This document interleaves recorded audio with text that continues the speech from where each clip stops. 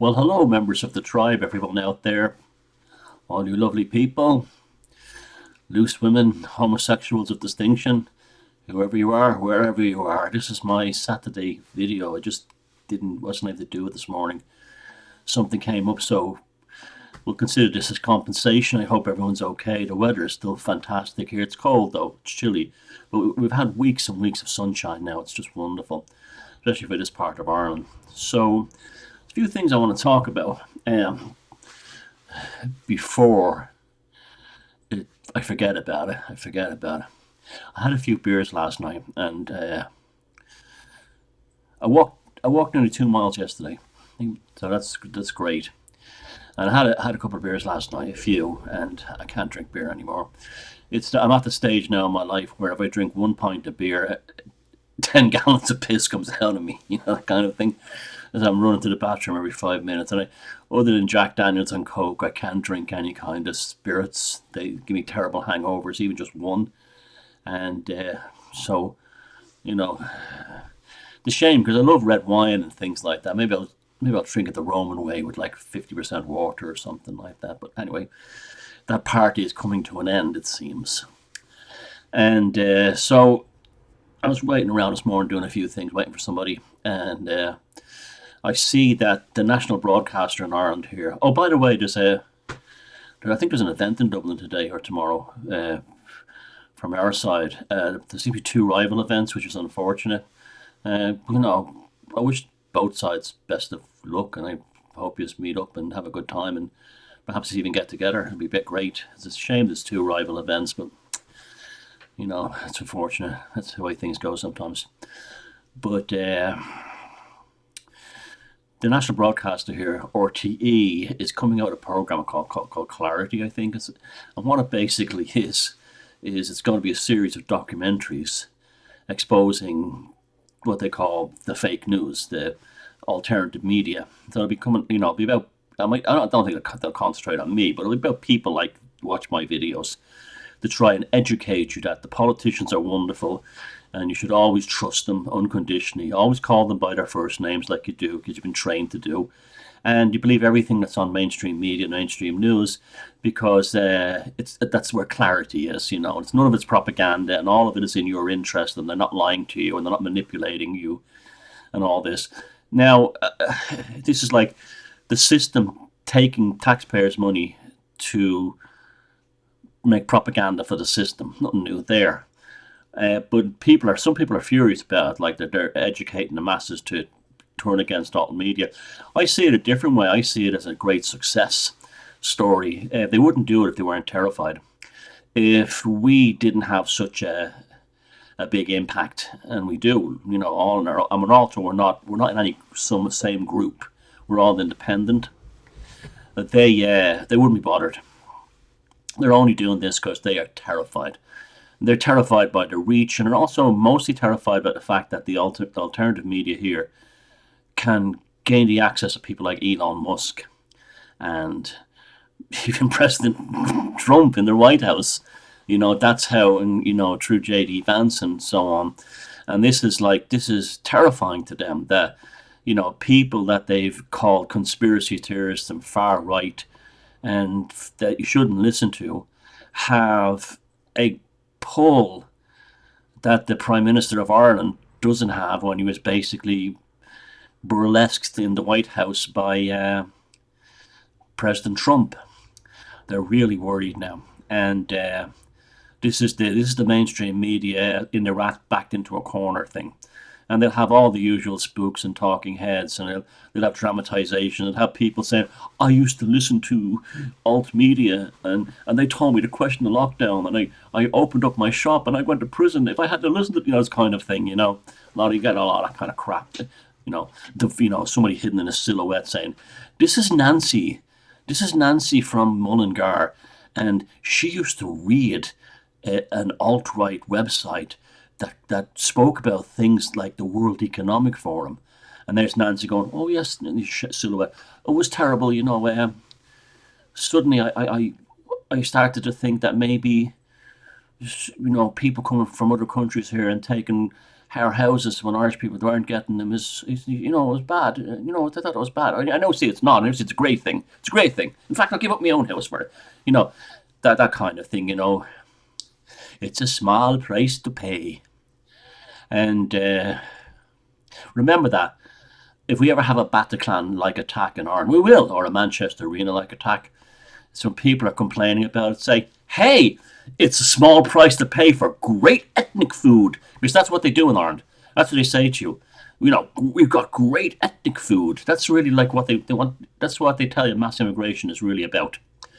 And they can't fight those truths, like what happened in that school in Dublin, or the beheading of two men in Sligo by a jihadist. The best way to deal with that is just it's great ethnic food. It's worth it for great ethnic food. Give it right back to them. But that's coming out now.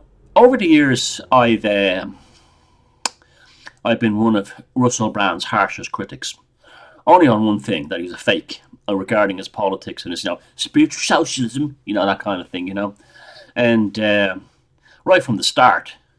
Yes, he's a work in progress, but I don't believe any of these charges, these rape allegations. You know yourself that these borderlines exist, and they'll make up stories, and also they're called forward. Prosecutions encourage women to come forward and say, "Well, you'll win money, make up a story. You'll definitely, you'll get compensation." They do that. In Britain, they're notorious for that, getting lawyers to come forward and make false accusations and tell them they'll get money. And so I don't believe for a minute any of that. No, yeah, if it's true, it comes out in court, it's true, but I don't think it will. It's interesting how isn't it funny? Now, I don't really believe there's a lot of sincerity to Russell Brand's anything, the way he becomes a Christian and New Age and all this stuff.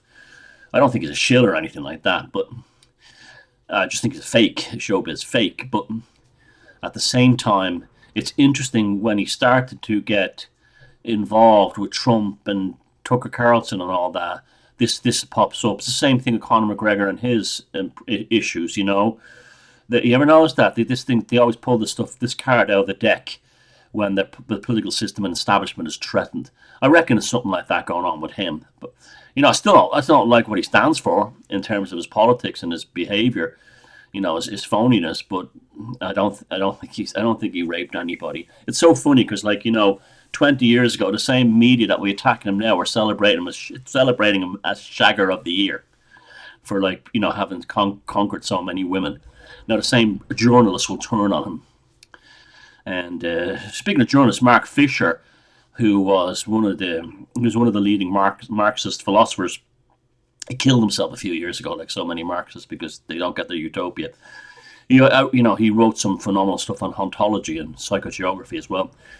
I remember years ago him going to see Russell Brand when Russell Brand first came out, and he was talking about how Russell Brand represents excellent communism, this kind of thing. And seriously, not a joke. He meant it. No wonder he killed himself. But then all the commies that loved Russell Brand back then now all turn on him. This is how fickle they all are, even without the charges being proven. This is one of the reasons you should never trust communists of any kind. They're poor decision makers, because their social theory doesn't work on reality, and it doesn't work on the streets. What's the theoretical models of Marxist utopias don't actually transfer into reality. Everything about them. So anyway, that's him gone. And he's I don't think I think like Conor McGregor, he might go down in Britain.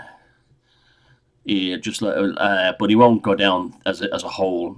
Conor McGregor is here to stay no matter what. The Irish can be trained to shout rapist every 5 minutes by the media here, but it's not going to work. It's not going to work. Do I think Conor McGregor will become president? I doubt it very much. It'd be amazing if he did. If he did this, he doesn't have a lot of power. Presidents here are not like presidents in America.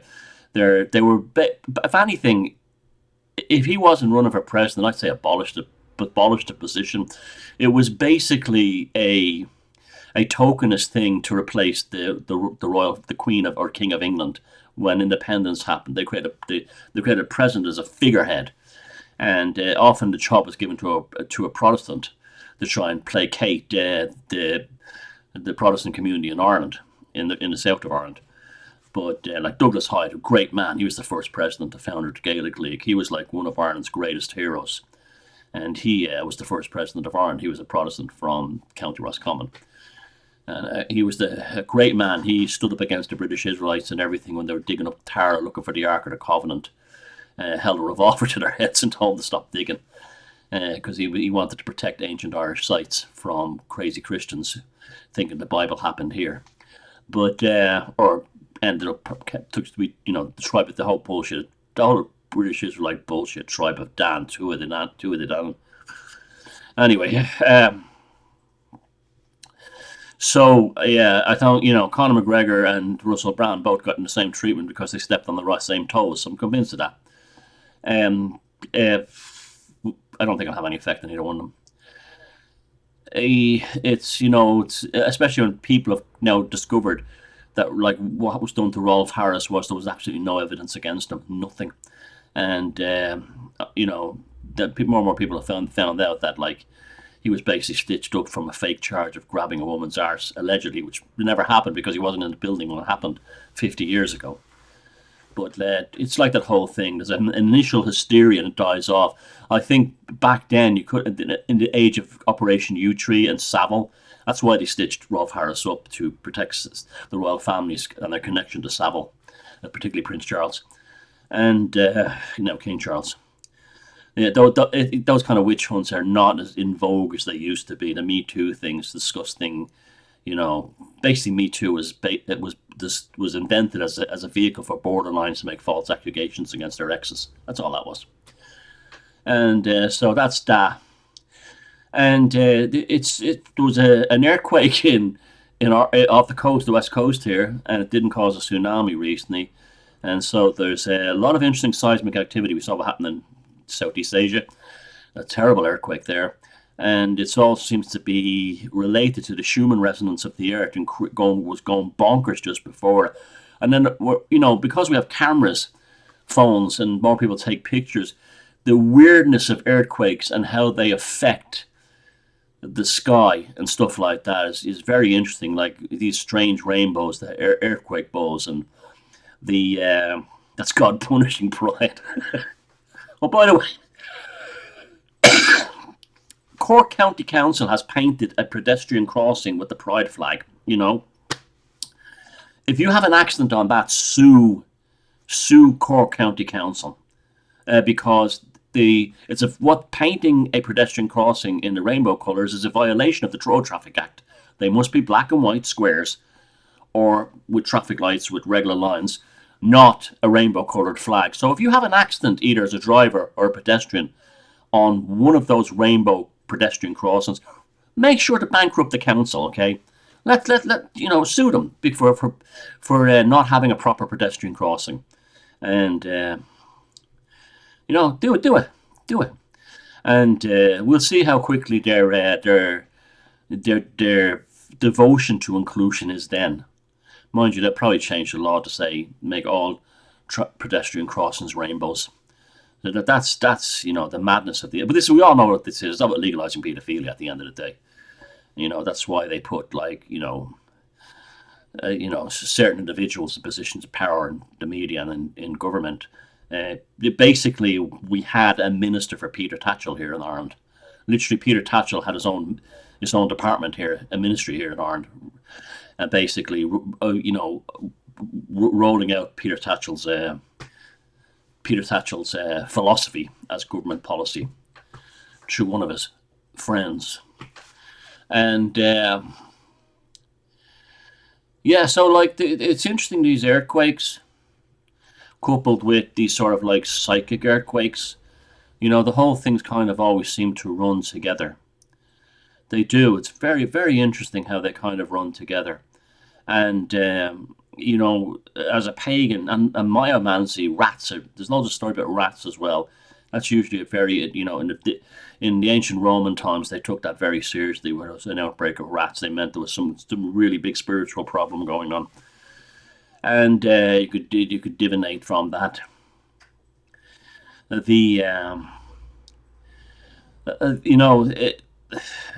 I was arguing with some person today that said that Western civilization was created by Christians, by Jesus Christ, and then wanted to cite the Ten Commandments, which is rabbinical law from 1,000 years previous to when he supposed to have existed, and refused to believe that like Western civilization was a product of Plato's Republic and Marcus Aurelius and all the pagan philosophers from Aristotle to Socrates. No, they wouldn't. They wouldn't take it. No, no. It was Jesus Christ, and this is the biggest problem, especially with the system here in Ireland, is that like they have a Jesus Christ. You see, as long as Christianity dominates the patriotic aspects of Ireland, it prevents certain things. Firstly, the whole thing of love thy neighbour, love thy enemy. That's been that was invented to flood your countries with immigrants. Because remember, the first great reset was Christianity. So love thy neighbour, love thy enemy. That's in there. Secondly, it creates a saviour complex where you won't go to the extreme length because Baby Jesus is coming back, and you wait for Baby Jesus, to come back and save you. Now, if you want to know how our pagan ancestors dealt with invasions, read the Book of Invasions. It wasn't pretty. They basically they had a cure for diversity, and it was basically slaughtered them on the beaches. Now we live in a different world today, and I have no problem with the legal. Everyone wants legal immigrants. I don't care what skin color they are, what race they are. Once they're good people and they're contributing to the society and they're willing to assimilate. They are assimilating, not even willing. They have to assimilate. Well, maintain their own culture, but but they have to assimilate. And unfortunately, this is the problem with Islam. Islam is incapable of assimilation because basically Islam only creates one thing: profoundly unhappy populations. Profoundly unhappy populations. Everywhere in the Islamic world, they're killing each other, Sunnis and Shiites. If there's other minorities around them, everything from the Dogon in Western Africa to Christians in Congo to everyone everywhere that isn't Muslim, they're killing them instead. Because their God Allah has lied to them because it told them that the Quran was the final word in all the prophecies, and it was the final book of holy law. And if you're a Muslim, you're God's greatest people, and you will inherit the earth. And they look around, and all the Muslim countries, if they haven't got oil, are all shitholes. They're all shitholes if they haven't got oil. And even many of the ones that have oil are shitholes as well. So and they don't care. They don't care because they don't care about assimilating because, well, they're told not to. It's forbidden in their religion. They must not assimilate. And secondly, it's run by basically Islam is run by today and has been for about since. And a lot of this has to do with the CIA. CIA is a big, huge part in this. A lot of it had to do with the leaders of Islam and selective translations of text. It's not like what God actually said. It's like mullahs and imams who make things up. And unfortunately, and a lot of that is damage control to try and explain to their own people why so many Muslims are in dire straits if they're God's special people. And they look at the Christian and Jewish nations next door and see them thriving. It creates a kind of a psychiatric issue inside them as collectively. You can't make them happy. Now, there's lots of good Muslims out there, I'm sure. And there was an awful lot better ones prior to the CIA causing all these problems and things like all the Gulf Wars. But you've got to look after your country and your culture. There's nothing wrong with that. It's perfectly fine. And, it doesn't make you racist. It just means that you're happy with what you are. I wouldn't go to any Muslim country and tell them they had to become pagans. I wouldn't go to any other country and tell them they had to give up their culture for diversity and inclusion. Or, enrichment. Go have a look at Birmingham in England if you want to see enrichment. It's an absolute shithole. And it used to not be. And that's repeated everywhere. So, so that's the problem with that. So Irish TV, now state TV, propaganda service RTE, are now going to make a program saying, you shouldn't listen to me saying this because You know, I'm a bad person, and they're going to then produce a doctor who probably is a lovely person, who's a Muslim immigrant to Ireland, and say, look, he's a brain surgeon, isn't he wonderful? Well, yeah, but that's not the problem. The one are these phone shops and these Turkish barbers all over the place that need explaining. They'll never investigate that. Never investigate that. You know, the tunnel vision. You know, no, they just want their, but they're desperate. They're desperate. They're frightened, and they're really frightened, and especially after Trump's snubbing of Micheál Martin in the White House, and then bringing in Conor McGregor on Paddy's Day. It was a big message sent to them saying, you know, you're over. You know, your game is up. You've been found out. Now, and again, and also the Trump tariff things came out. Now, what's interesting is that's very interesting for Ireland's point of view. He put a 10% tariff on the UK and a 20% tariff on the EU.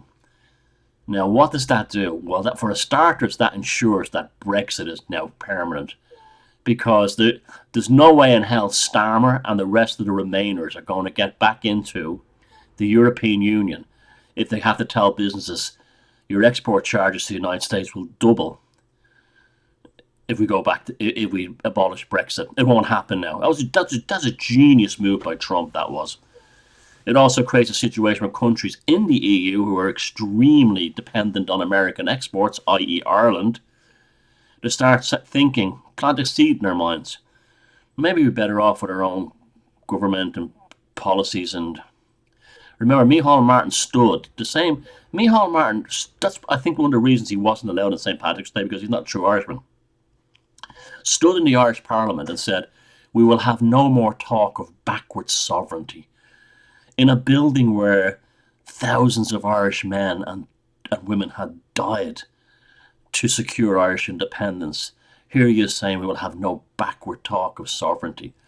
Now, Trump knew this, no doubt about it, and that's why that's why he snubbed them and burlesqued them. I mean, it's a modern day version of like tar and feathering when you think about it, in terms of the whole thing. Go back and watch that video now, and he talks about, he addresses Micheál Martin like he's talking to I don't know, a nobody, a piece of shit. This is why they're making this documentary, Clarity. They don't want people saying, did you notice how he treated Micheál Martin? And you know why he did it? Because Micheál Martin said, we will have nothing to do with backward sovereignty. Where's your humanity? And they do not want people, the average normie, putting one and one together and saying, so that's why Trump did it. Like, what I'm telling you right now is what they fear the most. And all it is the truth. It's not even interpretations of anything. It's just the truth. But they just want to gaslight and gaslight and gaslight into oblivion. So a short video this week. Sanguine notices. Look after yourselves.